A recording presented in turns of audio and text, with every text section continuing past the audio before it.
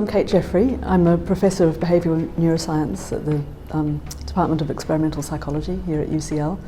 I'm also director of a grouping of researchers called the Institute of Behavioural Neuroscience, which is a group of people who are looking at brain circuits involved in certain kinds of behaviour and certain kinds of cognition. The big research question that I'm ultimately interested in is how the brain makes knowledge. So how does all the incoming information that comes into your senses, how does that get assembled by the brain into things that you know about the world?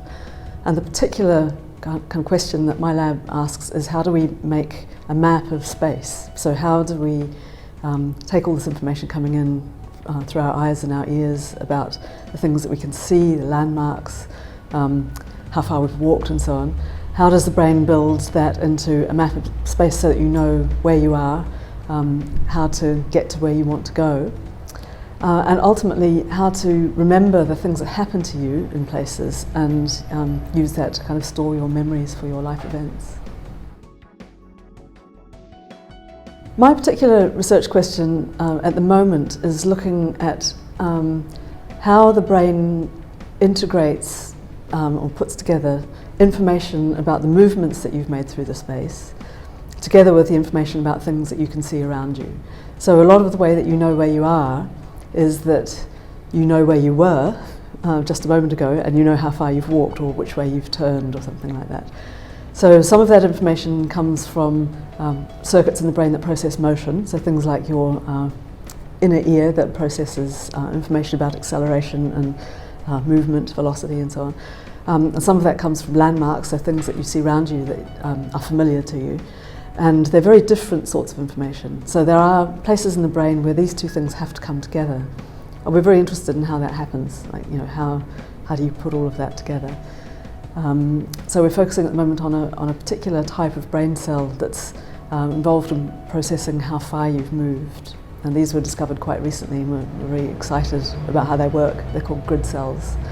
One of my interests is in how these grid cells process how far you've walked, and whether that processing happens for distances that you move vertically as well as horizontally. So do you make a three-dimensional map of the world?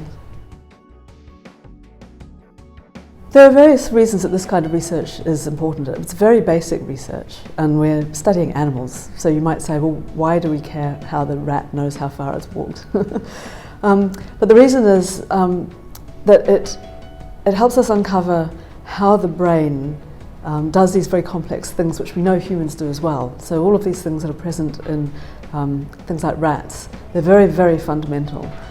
So if we understand how the rat brain works, we are huge steps towards understanding how the human brain works.